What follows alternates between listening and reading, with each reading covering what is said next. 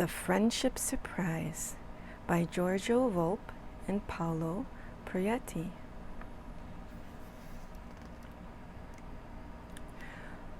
For Little Red the Fox, the most beautiful time of the year was the arrival of spring.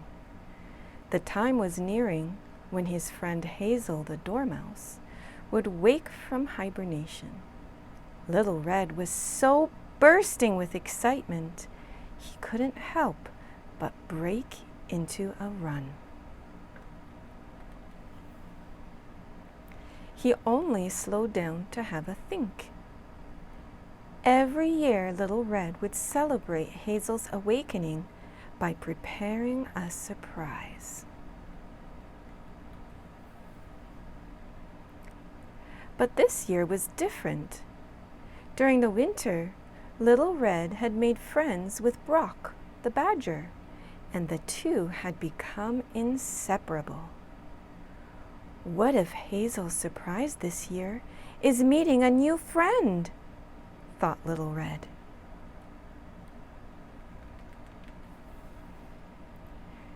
Three friends playing together could be fun, but Little Red wasn't sure about introducing Brock to Hazel. What if Hazel prefers him to me? Just thinking about it made Little Red feel sad. So instead, he moved Hazel's teapot home to the lakeside in a field of daisies, feeling that would be a much better surprise.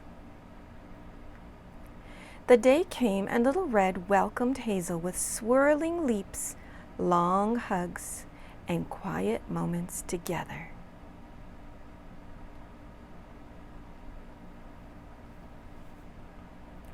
And that evening, he took Hazel to admire the dancing fireflies. "I missed you so much, Hazel." "Little Red, the important thing is we are together now."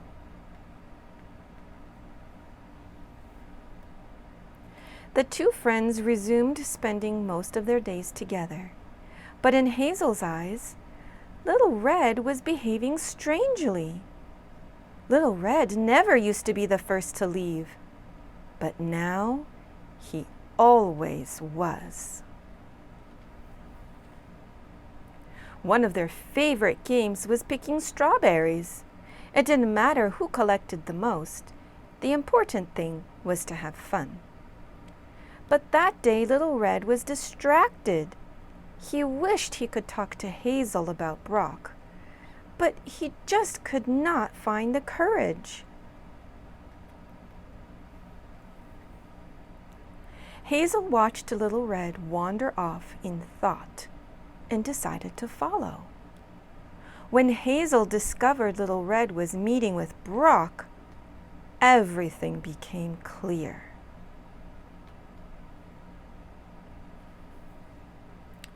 The next morning, Hazel asked Little Red if there was something wrong, but Little Red avoided the conversation. "What would you say if next winter I hibernated with you?" "And your new friend? Who will stay with him?" asked Hazel. Little Red was speechless. "Why haven't you introduced me to him yet?" continued Hazel. Little Red curled up and responded nervously. "I was afraid you would not want to stay with me anymore, and I would lose you." Hazel hugged him. "That would never happen, Little Red. I'm sure we can all three have fun together." At those words, Brock burst out of the bushes with a beaming smile. "What are you doing here?" exclaimed Little Red in surprise.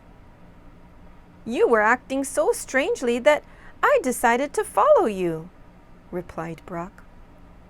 Hazel burst out laughing. The surprise was Little Red's, and a moment later, Brock and Little Red joined in with Hazel's infectious laughter. 1, 2, 3. And they all started playing together, just as friends do.